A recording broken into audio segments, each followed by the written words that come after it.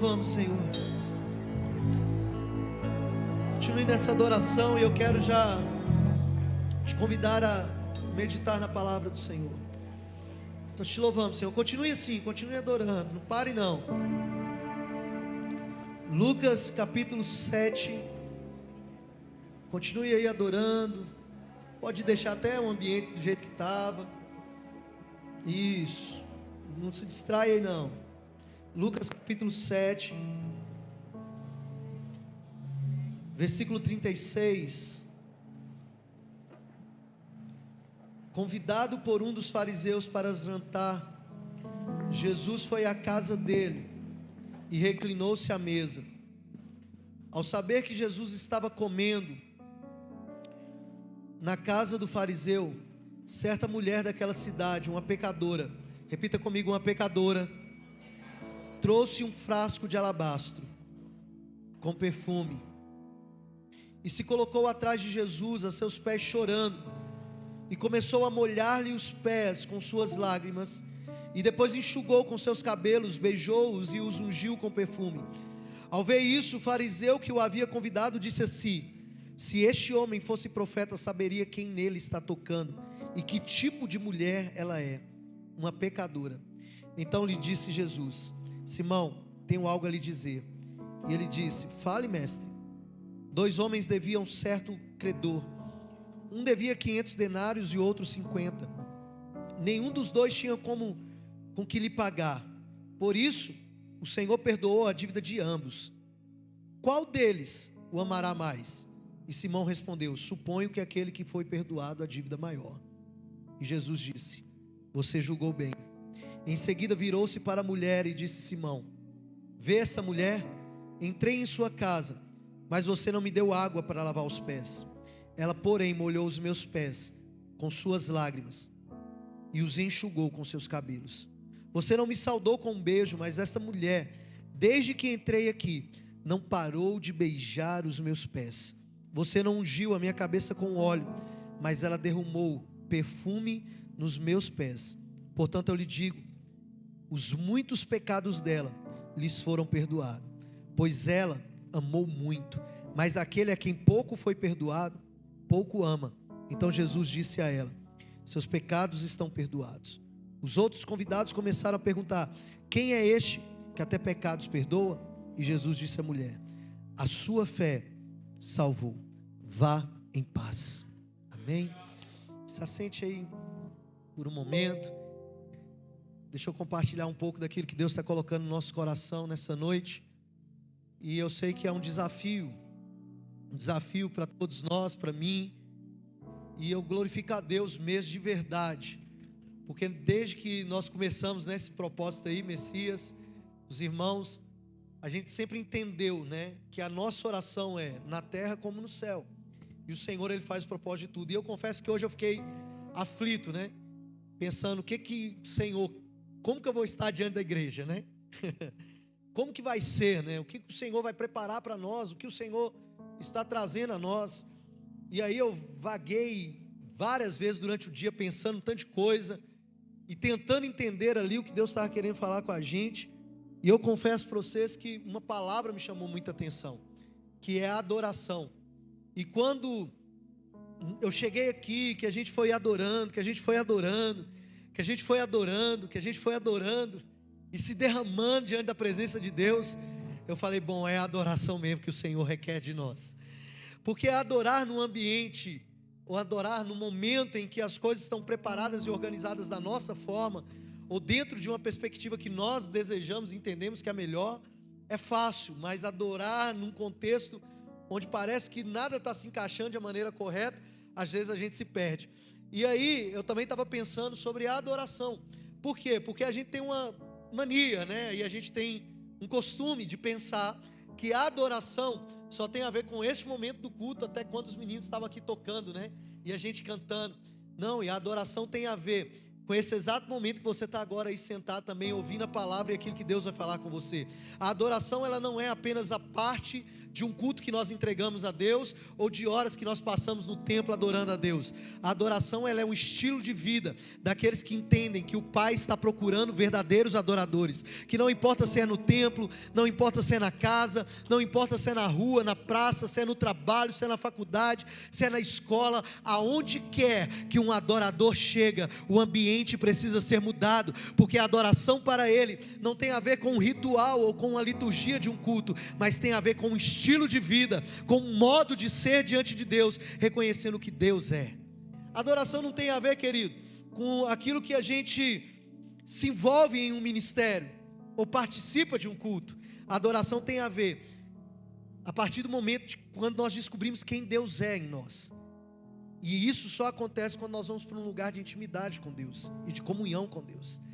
Eu estava aqui durante esses dias, pensando, e eu acho que no primeiro ou no segundo dia Deus me deu uma palavra muito clara, e eu creio que é a palavra de Deus para as nossas vidas dentro desse contexto de adoração, porque nós precisamos ativar realmente isso como igreja do Senhor nesses dias. E a palavra que Deus me deu, talvez você vai se lembrar, está lá no segundo livro de Samuel, no capítulo 12, depois que Natã repreende Davi por ter pecado, e eu compartilhei isso aqui com alguns irmãos durante esses dias de oração. Nasce o filho de Betseba, e aquele filho fica doente durante 7 dias, praticamente. Davi se coloca ali em jejum, em consagração, para de comer, se entristece, vai chorar, vai orar, até que um belo dia Davi olha para os conselheiros dele, para os amigos dele, e vê aqueles homens cochichando, vê aqueles homens dizendo: olha, o menino morreu. Quem vai falar isso para Davi? Porque enquanto o menino estava vivo, ele não comia, ele só jejuava, ele só chorava, ele só se lamentava. Imagina agora que o menino morreu, quem vai dar essa notícia para Davi? E a Bíblia diz lá em 2 Samuel 12, que Davi, percebendo isso, percebendo que eles estavam cochichando, ele chama os seus conselheiros e fala assim: o que aconteceu? O menino morreu? Aí eles dizem para Davi: sim, o menino morreu. E aí imediatamente Davi se levanta, lava o seu rosto, vai comer, se coloca à mesa, se alimenta e vai continuar o seu reinado. E aí eles ficam todos estranhos, Messias, pensando: o que aconteceu?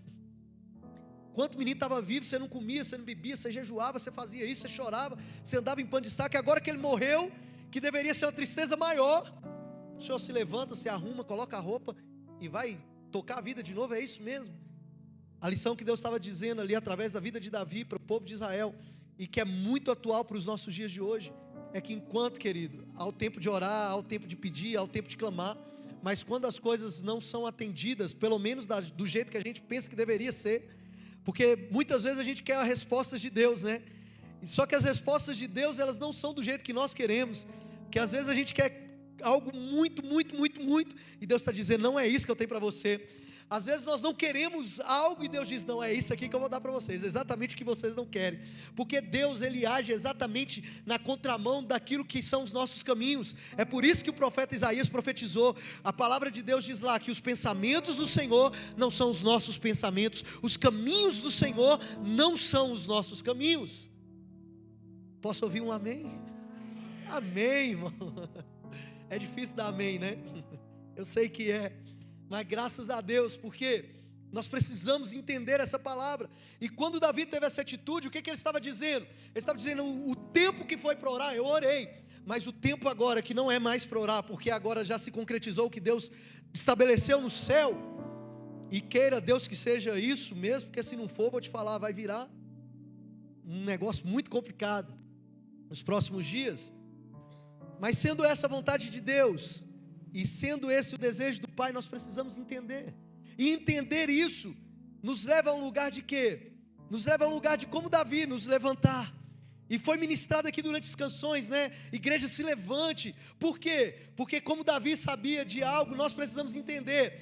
O rei virá, ele veio, ele virá e ele voltará para buscar a sua igreja, a sua noiva apaixonada, que nós estamos cantando aqui. Por quê? Porque se o leão está rugindo, querido, não há quem possa impedir a mão de Deus sobre a nossa nação.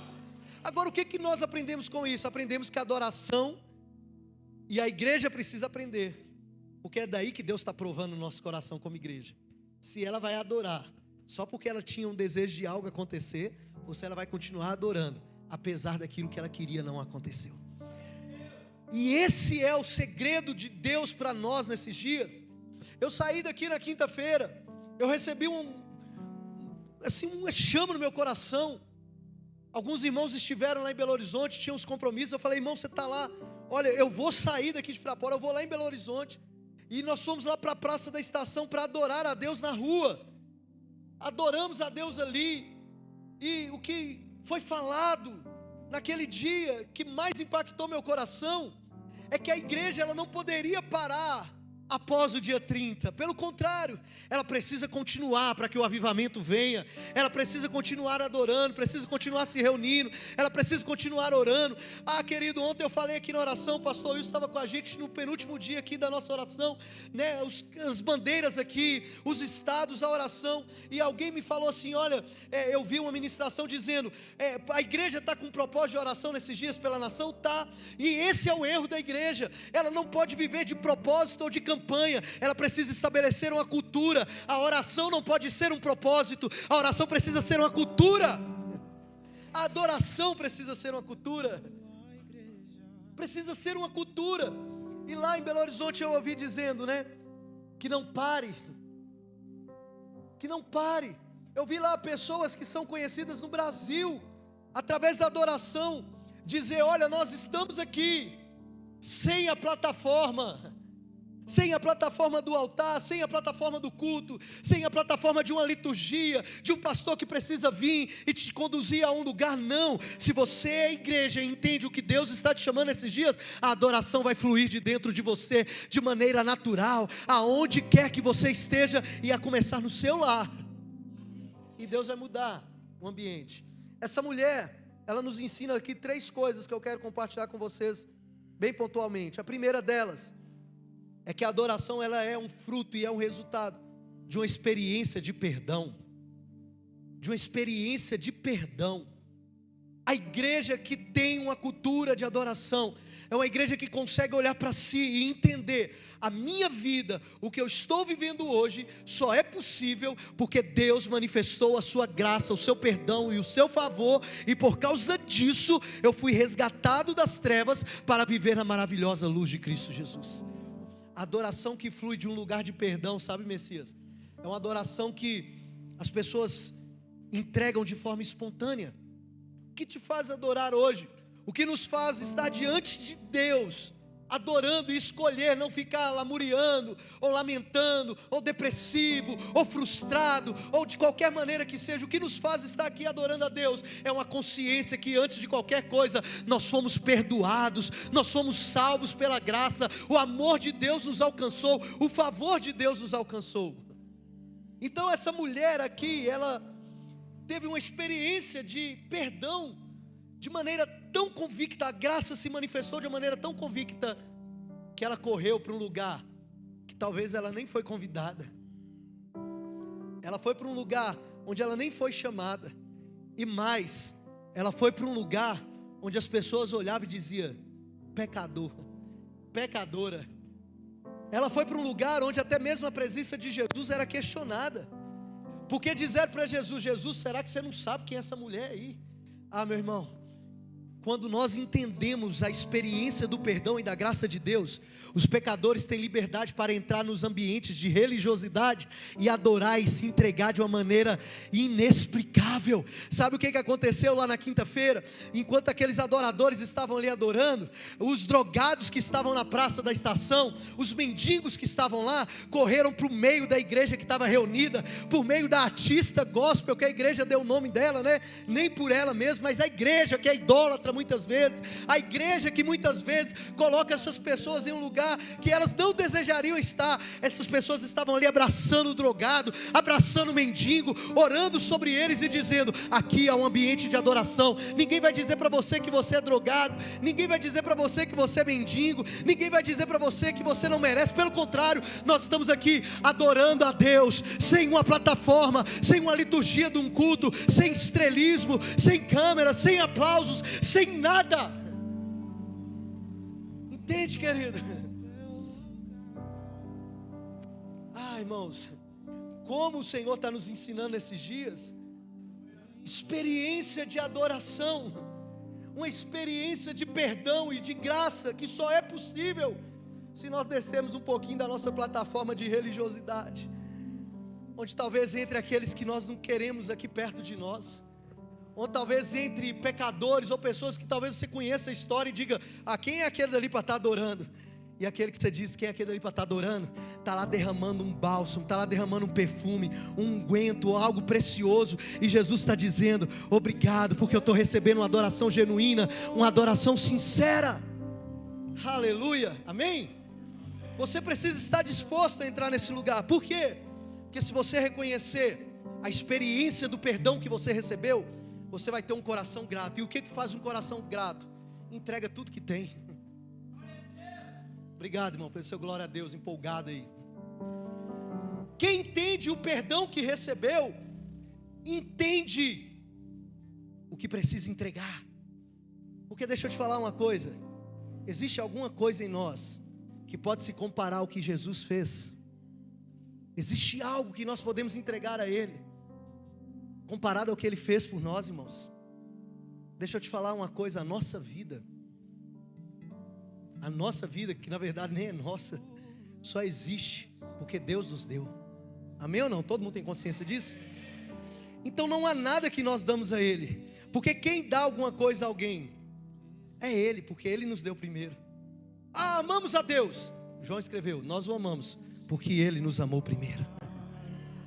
Tudo vem dEle, tudo é por Ele, tudo é para Ele. Romanos, Paulo cantou isso lá naquela momento de adoração, Romanos 11:35, porque dEle, por Ele e para Ele são todas as coisas. Se você entender isso, a experiência do perdão, a experiência do favor de Deus, vai te levar em um lugar onde você vai expressar essa gratidão. O que aquela mulher fez? Pegou um vaso de alabastro, caríssimo, perfume caríssimo, e derramou sobre Jesus, verteu sobre Jesus, ungiu Jesus e entregou a Jesus. E nesses ambientes muitas coisas acontecem. Uma delas é que muitas vezes as pessoas não conseguem discernir quando alguém está entregando tudo para Jesus, quando alguém está deixando tudo para Jesus. As pessoas que estavam à volta diziam: que absurdo. Essa passagem tem nos outros evangelhos também, mas você vai ver as pessoas dizendo: que absurdo, ela poderia vender e dar aos pobres. Jesus falou: os pobres vocês vão ter sempre com vocês, porque num ambiente onde a religiosidade é maior do que a adoração, as pessoas julgam o valor daquilo que nós entregamos, ou não entendem aquilo que nós entregamos. Mas quando nós estamos em um ambiente onde a adoração, querido, onde a adoração está sendo direcionada totalmente a Deus, e esse ambiente está sendo impactado por essa adoração, ninguém tem tempo de olhar: olha como é que o Jordão está adorando, olha como é que o Isaac está adorando. Ninguém tem tempo de ficar olhando para um ou para outro. Os nossos olhos estão somente no autor e consumador da nossa fé, que é Jesus Cristo, nosso Senhor. Então, querido, se você tem uma experiência de perdão, você tem uma vida de gratidão. Olha, os salmistas, eles falam isso de maneira clara. O Salmo 95, verso 2 diz: vamos à presença de Deus com ações de graças. E a Bíblia diz: em tudo dai graças, porque esta é a vontade de Deus. Em tudo devemos dar graças a Deus. E se você tem um sentimento de gratidão, você vai entender que o seu coração não será um coração murmurador, e um coração que se distancia de Deus. A sua adoração não vai ser mudada por aquilo que Deus vai fazer ou não. A sua adoração não vai ser mudada por aquilo que você vai estar vivendo aqui. Como eu disse, Paulo e Silas, eles tinham um propósito. Lá em Atos 16, eles estavam indo para um lugar de adoração. Se você ler Atos 15, Atos 16, eles estavam indo para um lugar de adoração. De repente são presos, levados para a prisão. O lugar mudou, o ambiente da terra mudou, mas a disposição do coração em adorar a Deus não mudou. E é isso que nós como igreja precisamos fazer. E essa mulher aqui, em Lucas 7, pecadora, chamada pecadora, ela fez isso porque ela tinha um reconhecimento de algo.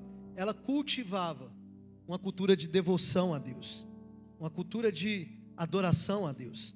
Você vai ver lá em Mateus, em Marcos, em João, algumas vezes ali nesses versículos, você vai ver citando essa mulher como sendo Maria. E alguns acreditam que Lucas aqui não coloca o nome dela, mas por causa dessas aparições dos outros evangelhos, que seria Maria, irmã de Lázaro, irmã de Marta. E essa mulher, ela só chega a essa realidade de gratidão e dessa experiência de perdão, porque ela cultiva uma vida de adoração, ela cultiva uma vida de devoção. E o que a igreja está sendo desafiada nesses dias, a partir de agora, cultive essa vida, cultive esse tempo, que não seja um propósito 12 horas de oração num domingo, apenas quando algo precisa acontecer aqui por causa das nossas expectativas da terra, que não seja apenas 21 dias de oração por causa de alguma decisão que precisa ser movida aqui na terra, mas que seja uma cultura de algo que acontece regularmente na nossa vida. Eu estava falando de uma igreja no Kansas, não sei com quem que eu estava falando esses dias, a IHOP, se eu não me engano, está há 25 anos, falei, acho que a Márcia estava, né, Márcia? Há 25 anos essa igreja, lá no Kansas City, está orando, está aberta, ininterruptamente orando pelas nações da terra.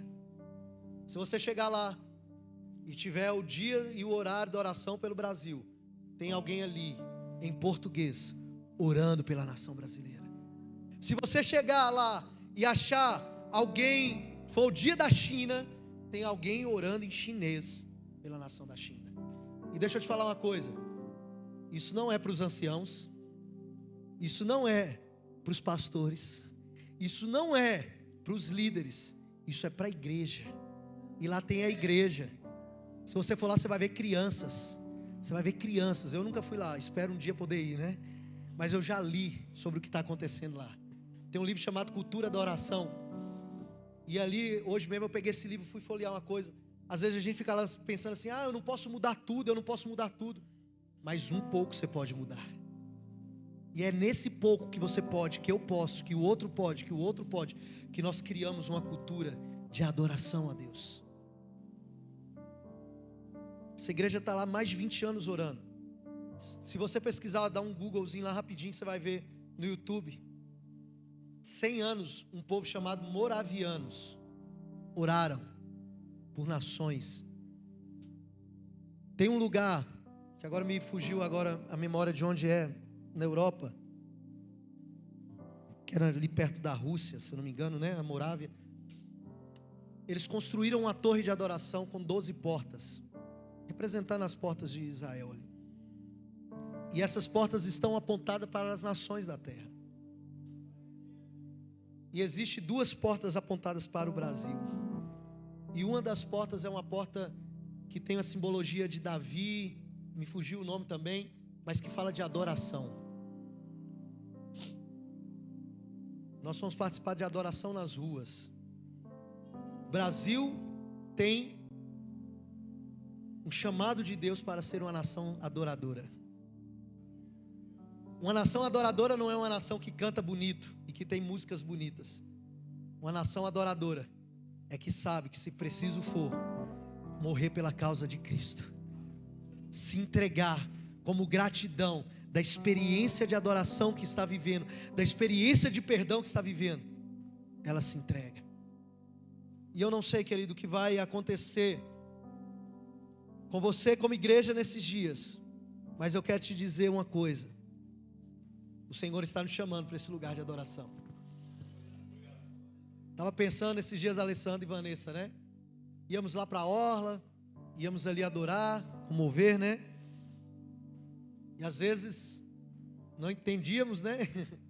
Muita coisa. E eu creio que o Senhor está resgatando isso no nosso coração nesses dias. Que seja na orla, que seja na Praça da Bíblia, que seja na Praça Padre Léo, que seja na Coqueirinho, que seja nas ruas, que seja na faculdade, que seja com o Manel lá na faculdade, que seja com a Vitória lá na faculdade, que um altar de adoração seja levantado ao nosso Deus nessa nação. Que isso comece a partir de nós. Porque, como aquela mulher, Jesus disse: quem muito ama, muito foi perdoado.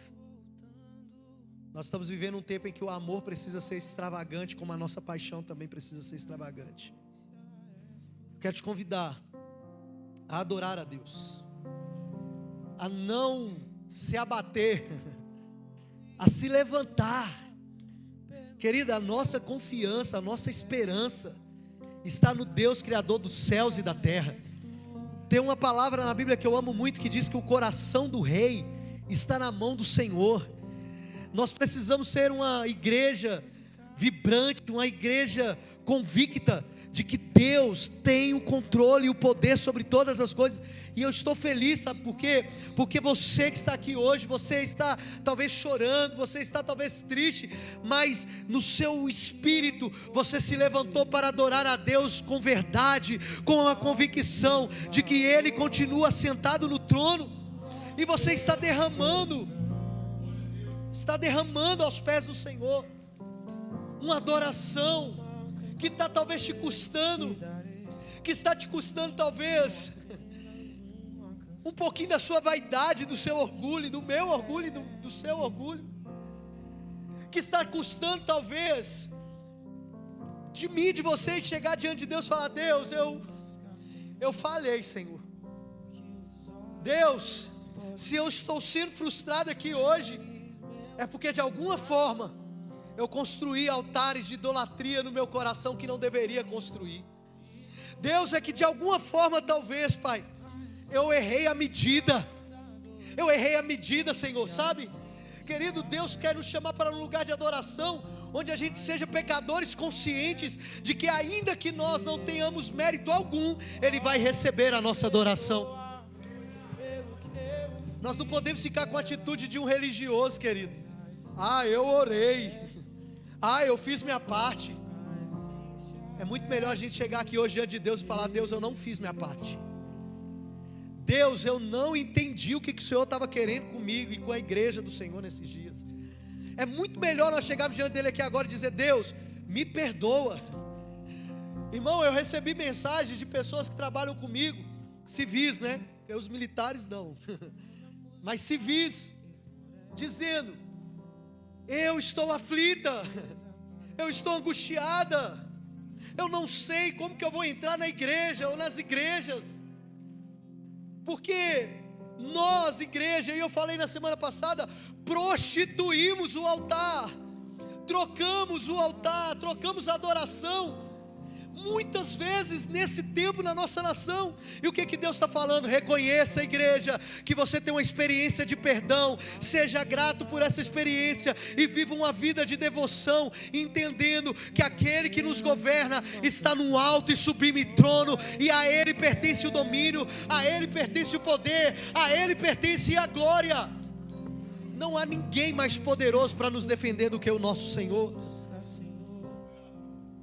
Como que o pecador vai entrar aqui, querido? Se nós tivermos uma atitude de religiosidade. Como que aqueles que talvez não estiveram, né, em sintonia com aquilo que nós fizemos questão de estampar, vão chegar perto de nós, e nós vamos dizer do amor de Deus e falar do amor de Deus? Você acha que eles também não merecem a graça e o perdão que um dia eu e você alcançamos? Se a nossa esperança é Maranata, vem Jesus, a nossa convicção precisa ser: o amor de Deus que me alcançou também vai alcançar a cada uma dessas pessoas. Eu quero te convidar a viver isso. Quem sabe hoje Deus está te chamando como igreja para um reposicionamento. Crise, perseguição nunca foi problema para a igreja. Nunca foi problema para a igreja. A igreja que está em Cristo, ela não vive crise. A igreja que está em Cristo, ela vive uma convicção: Cristo a defende, Cristo a guarda, Cristo zela por ela. Olha o que Roma fez, olha o que Nero fez. Tacou fogo em Roma e ainda acusou os cristãos. Jogou cristãos em coliseus lá com leões para serem mortos. E você acha que isso parou a igreja? A igreja não foi paralisada por isso. A igreja não foi paralisada por isso, pelo contrário, quanto mais perseguiram, mais cristãos foram conhecendo a graça de Deus. Quanto mais perseguiram, mais o evangelho foi sendo anunciado, e foi chegando a mim, foi chegando a você. Homens e mulheres de Deus morreram, como eu te disse aqui, não por defender o evangelho, mas por viverem o evangelho. Porque, querido, a defesa do evangelho, ela não consiste em argumentos. A defesa do evangelho não consiste em argumentos. Esse negócio da gente ficar falando, não, eu faço, não, eu posso, não, eu sou assim, não. O Luiz Hermínio tem uma frase que eu gosto muito, né? Quem é bom de argumento é ruim de arrependimento. Então a gente se prende muitas vezes nos argumentos, e a gente fica querendo argumentar, e Deus está falando, igreja, se arrependa, se volte ao Senhor, vinde, Oséias 6, vinde e voltemos ao Senhor, porque Ele nos despedaçou, Ele fez a ferida, mas nos sarará. Se nós nos voltarmos a Deus, irmãos, não existe nada mais poderoso do que um coração contrito e quebrantado diante de Deus. Davi, que eu citei aqui, Davi pecou com Betseba, fez aquela bobagem toda, mas lá no Salmo 51, ele escreve o versículo 17, se eu não me engano, ele diz assim: porque Deus não despreza um coração contrito e quebrantado. Sabe o que Deus está chamando a minha atenção e a sua atenção nesses dias? É para que a gente tenha uma atitude de reconhecer: Deus, eu passei muito mais tempo tentando convencer ou disputar lá com pessoas aqui na terra, do que gastando tempo com o Senhor. Eu passei muito mais tempo fazendo tanta coisa, achando que eu estava contribuindo com coisas que agora eu estou vendo que não contribuíram. Deus, eu fiz a minha parte, eu briguei com aquele petista, eu falei sobre a ideologia, e Deus está dizendo: se você falasse da experiência de perdão que você teve, se você falasse da experiência da graça que você teve, se você falasse da experiência de gratidão que você está tendo em entregar tudo a Deus, certamente muitos corações se converteriam de forma maior. Eu quero ver, irmão, eu quero ver, e eu desejo ver essa igreja que agora vai lá para a praça, que vai fazer uma carreata para Jesus. Vai ter até a marcha para Jesus, né, em Pirapora, dia 3. Eu quero ver essa igreja que vai com tanto ímpeto, com tanta força, dizer: eu tenho uma experiência de perdão com Deus. Eu era um pecador miserável, ainda continuo sendo, porque sem a graça de Deus e sem o Espírito de Deus, eu sou falível, cheio de erro, mas a presença do Espírito em mim me santifica, me purifica, para anunciar e para dizer para o pior pecador, que eu acredito que seja, que Deus também pode transformar a vida dela. Eu quero ver, querido, o dia que você vai começar a orar agora nas praças, o dia que você vai chamar jovens, que você vai dizer: vem cá, deixa eu te apresentar um evangelho que transforma, um evangelho que cura, um evangelho que liberta, um evangelho que batiza, um evangelho que cura, um evangelho que tem uma promessa, que é de vivermos com o Senhor nos céus. Eu quero ver isso da igreja. E eu estou dizendo da igreja porque sou eu, tá? Não se espante, eu não sou covarde de colocar isso só sobre a sua vida. A espada corta aqui primeiro, e do jeito que ela está cortando esses dias, ela vai cortar aí. Como Deus falou comigo, porque como pastor, eu não sou falível, eu não sou infalível, melhor dizer, né? Como pastor, talvez eu peco e erro em colocar um propósito de oração, ao invés de estabelecer uma cultura de oração. E alguém precisa queimar. Lembra que a gente cantou aqui também hoje? Nos tornamos responsáveis. Nos tornamos responsáveis. A chama não vai apagar. Como é lindo, né, irmão? Mas aí eu quero ver você ser responsável quando você precisar sair de sua casa para poder ir orar. Quando alguém te convocar, como nós convocamos aqui durante esses 21 dias, dizer: vamos para uma vigília, igreja. Mas a sua responsabilidade te levou para um lugar de debates, de ir para o WhatsApp, de ir para o Instagram, de ir para o Facebook. Mas muitas vezes não te levou para um lugar de ir para um lugar de devoção e de intimidade com Deus. E eu estou te falando isso não é só para você não, querida, é para mim também. Porque talvez nesse tempo eu parei muito mais tempo recebendo mensagens ou falando sobre coisas, em vez de buscar a Deus. É nossa responsabilidade. Mas o pastor tal não fez isso, mas a igreja... Se a igreja está pecando, nós estamos pecando. Não é o seu pecado, é o nosso pecado, né? Por isso que não é o seu pai, é o nosso pai. Por isso que não é o meu pão, é o nosso pão. Porque Deus é um Deus plural, coletivo. Então quando alguém está pecando no nosso meio, perdendo o alvo, somos nós que estamos pecando. Somos nós que estamos falhando.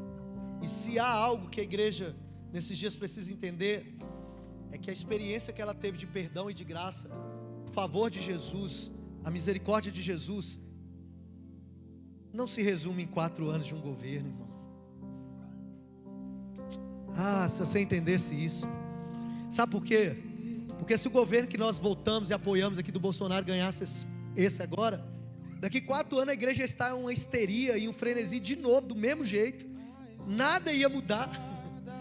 Sabe por quê? Porque a gente é desse jeito e a gente tem que assumir isso mesmo diante de Deus. Talvez quando for daqui 2 anos a gente vai estar aí lutando. Será que esse governo que está aí foi bom, não foi para a cidade? E aí vai todo mundo começar a se reunir de novo. Deus precisa fazer uma intervenção. E mais uma vez o nosso coração vai estar firmado nas coisas que são da terra. Mas se você entender o que Deus está fazendo e o que Ele já fez, melhor dizendo, o que Ele já fez, o que Jesus já fez? Jesus já veio estabelecer um reino que não tem fim, um reino que é eterno. E onde está esse reino? Em Brasília? Não, esse reino está dentro de cada um de nós. Porque perguntaram para Jesus, onde está o reino? Está em Roma, está em Nero, está aqui, está ali? Não, o reino de Deus está dentro de vós. Então, querido, você precisa ser grato por esse reino que está dentro de vós. E como que é esse reino? Nós falamos aqui em 2019, o ano todo, e eu vou finalizar com isso. Quero te convidar para ficar sobre os seus pés, para nós orarmos. Como que é esse reino? Você vai ofertar com alegria, e você vai fazer algo a Deus nessa noite. Como é esse reino? Se eu não me engano, Hebreus capítulo 12, verso 25. Eu vou te falar algo aqui. O que você precisa ser grato a Deus nessa noite? Por quê?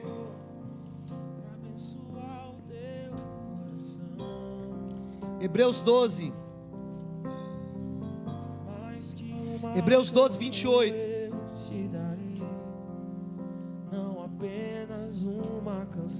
Escute, o reino já foi estabelecido e não tem fim.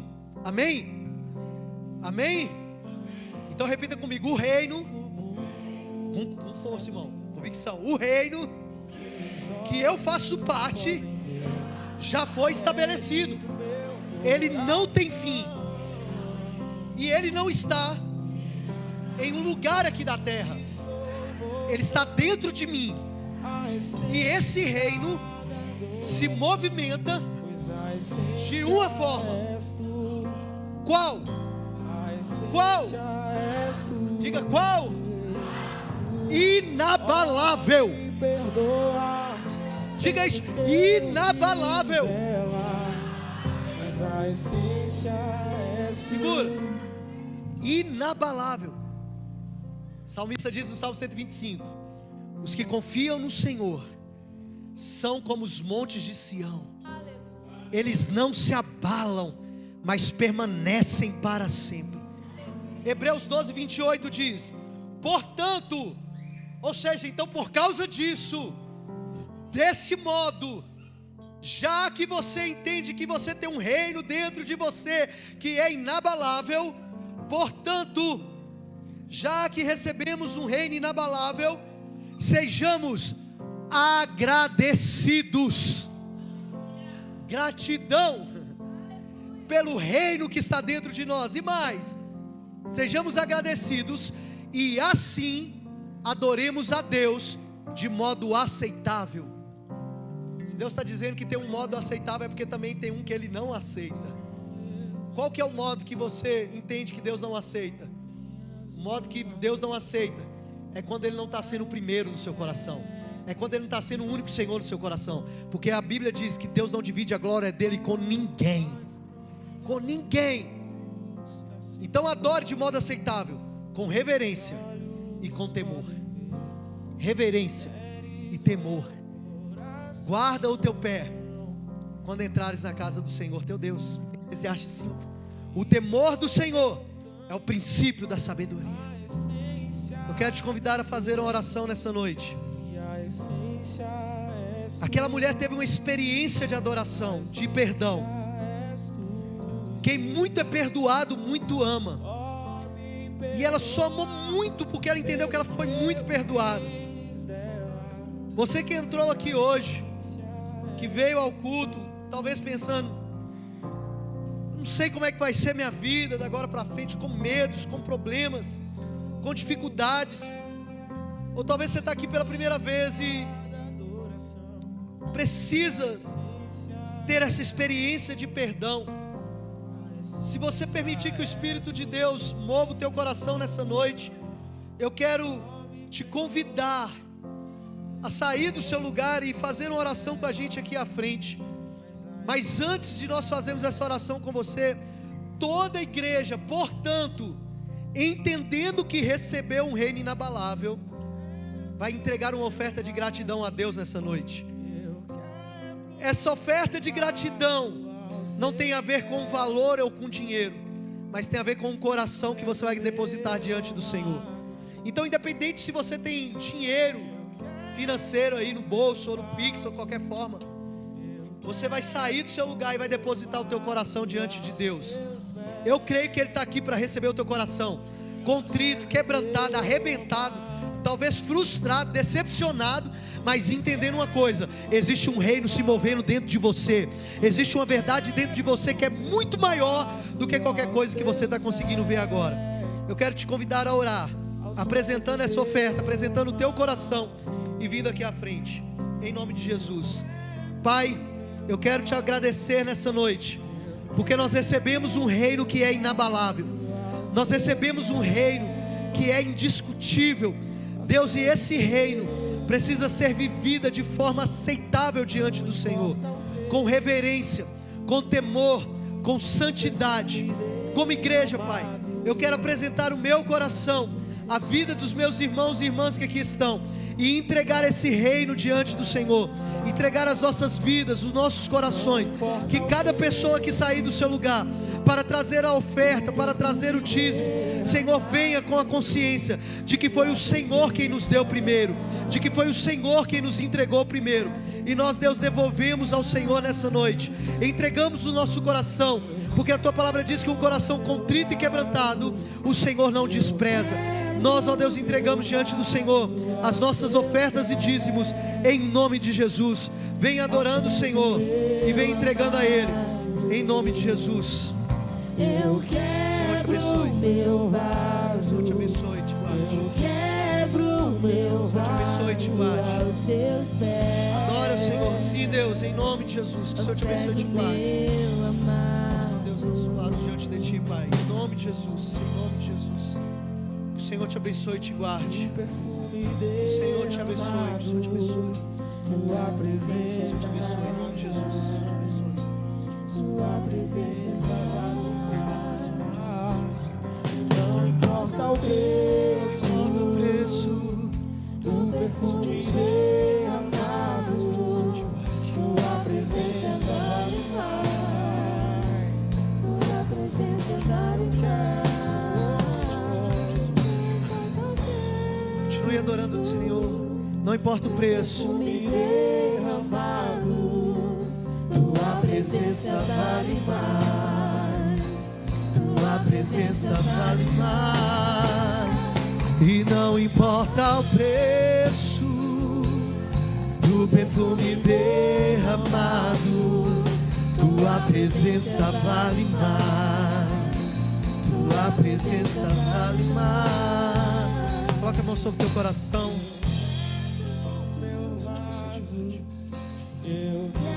Coloca a mão sobre o teu coração. Feche seus olhos. Você que quer vir aqui à frente, fazer uma oração, dizendo: Jesus, eu quero ter essa experiência de perdão contigo como eu nunca tive. Eu quero te convidar para vir aqui. Você que quer ter essa experiência de perdão, você que quer viver uma vida de entrega, de gratidão, de devoção ao Senhor. Talvez você já tomou essa decisão, mas se afastou desse caminho, e o Senhor está te chamando hoje. Ele está te chamando para te dizer: eu aceito aquilo que você vai derramar diante de mim. Tem alguém que quer fazer essa oração conosco como igreja aqui nessa noite? Receba aqui, Senhor, Se há no seu coração esse desejo, essa é uma oportunidade que o Senhor está te dando. Aleluia. Você não precisa ter medo. Em nome de Jesus. Se não há, nós vamos orar. E eu quero fazer 2 orações aqui nessa noite. A primeira é pela família do Fernando. Não sei se ele tinha filhos, filhas. Fernando todo mundo conhece ali da Casa Madalena. Felizmente aconteceu um incidente e ele acabou falecendo junto com um funcionário. E eu creio que essa família precisa nesse momento do cuidado do Senhor. A gente tem um carinho muito grande por ele. Foi naquela casa lá que eu me casei, né? A gente sempre se falou muito, sempre conversamos muito. E eu não sei quais são os parentes ali que precisam agora desse toque do Espírito de Deus sobre a vida dele. Mas eu creio que nós podemos orar como igreja, porque a igreja, ela ora para que Deus cure o coração daquele que está aflito, restaure aquele que está perdido. E eu quero fazer essa primeira oração, amém? Se você o conheceu, se você tem de alguma forma no seu coração esse desejo, interceda nessa hora. Pai, eu quero te apresentar, Deus, a vida do Fernando, a vida, meu Deus, daquele funcionário que fatalmente também estava ali. Senhor, não sei quem é, Pai, mas há uma família que certamente está chorando agora. Pai, há filhos, talvez esposas, há mães, há pais, há pessoas, amigos, irmãos, Senhor, que Deus estão ali sentindo a dor, Pai, meu Deus, dessa pessoa que partiu tão fatalmente, Senhor. Deus, nós queremos te pedir que o Teu Espírito vá de encontro agora à vida daquela família, meu Deus, e traga o conforto, traga o consolo necessário, traga, meu Deus, em nome de Jesus, Pai, meu Deus, a cura, meu Pai, a esses corações nesse momento de perda. Senhor, nós sabemos, Pai, que só o Teu Espírito pode trazer o refrigério. Senhor, eu também oro, Deus, ali pela família, meu Deus, daquele moço que acidentou vindo também, Pai, para Pirapora, o Tchê, Senhor, como era conhecido aqui, meu Deus, em nome de Jesus, Pai, vai de encontro, Senhor, a essas famílias que tiveram perdas, não só aqui em Pirapora, mas Deus, em vários outros lugares nessa nação, nesse dia de hoje, nós te pedimos, Pai, que o Teu cuidado, o Teu poder e a Tua graça esteja, Senhor, sobre essas famílias, em nome do Senhor Jesus, em nome do Senhor Jesus, é o que nós pedimos nessa noite. Eu quero fazer uma segunda oração com você, como igreja. Permaneça com seus olhos fechados. A Bíblia diz, querido, não sou eu que estou dizendo, não é o pastor Roberto que está dizendo, é a Bíblia que diz que nós devemos orar pelas autoridades que estão no poder e na iminência de exercê-los. É a Bíblia que diz isso. Em 2016 a gente começou esta casa de oração aqui, esta igreja, esse ministério. Em 2016 a gente teve uma eleição municipal. Em 2016 a pessoa que eu apoiei na eleição municipal não ganhou. E no domingo, como esse de eleição, a gente estava aqui. E naquele domingo, a Jane que estava aqui comigo lembra disso, as pessoas que estavam aqui, nós oramos pela então prefeita Marcela, abençoamos a vida dela como igreja. E eu sei que talvez seja um desafio muito grande para você e para mim, mas nós não podemos ir contra aquilo que a palavra de Deus diz, porque a palavra de Deus não é só sobre aquilo que a gente gosta de receber, mas sobre aquilo que nós precisamos obedecer. Então eu quero que você ore agora abençoando a nossa nação e aquele que está na iminência de exercer a presidência nessa nação a partir de janeiro de 2023. Aquele que está hoje, aqueles que estão hoje, aqueles que irão para o Senado, que irão para a Câmara de Deputados Federais, estaduais, para os governos da nação. Pai, nós queremos orar como igreja, cumprindo a Tua palavra, cumprindo o Teu propósito, Senhor, cumprindo aquilo que o Senhor estabeleceu, meu Deus, para nós como igreja, e esta é a missão da igreja. Nós devemos orar pela nação, Pai, nós oramos pela nação brasileira, oramos pelas autoridades que aqui estão, oramos pelas autoridades que irão assumir, Pai, o Congresso Nacional, senadores, deputados federais, deputados estaduais. Nós já abençoamos, nós já declaramos, meu Pai, sobre essas autoridades que assumirão, Pai, esses lugares de poder, esses lugares de autoridade. Senhor, a Tua graça, que o Teu Espírito, Senhor, possa mover o coração desses homens. Pai, o coração do rei está em Tuas mãos, e eu creio que o coração dos senadores do Brasil também estão em Tuas mãos. Eu creio que o coração dos deputados federais também está em Tuas mãos, que o coração dos governadores dos estados dessa nação também está em Tuas mãos, do governo do Distrito Federal está em Tuas mãos. Pai, eu declaro que os deputados estaduais, o coração deles estão em Tuas mãos, que o coração do próximo presidente dessa nação, Senhor, ali o Luiz Inácio Lula, também está em Tuas mãos. Eu creio, Senhor, no Teu poder sobre a vida deste homem, dos ministros que estarão, meu Deus, dos ministros do STF, do STJ, meu Deus, da Corte Suprema dessa nação.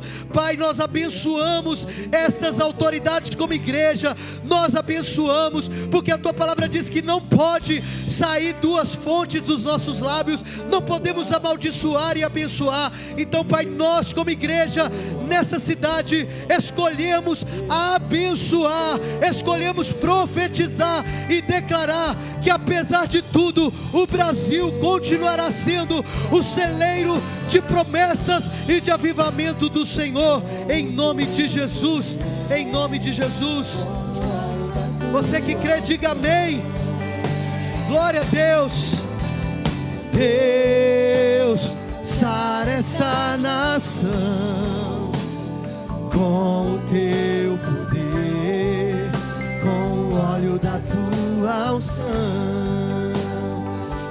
Que o Senhor te leve em paz, que o amor do nosso Deus, a graça do nosso Senhor e Salvador Jesus Cristo, a doce comunhão e consolação do Espírito Santo esteja com todos nós, não só hoje, mas para todos sempre. Você diga amém.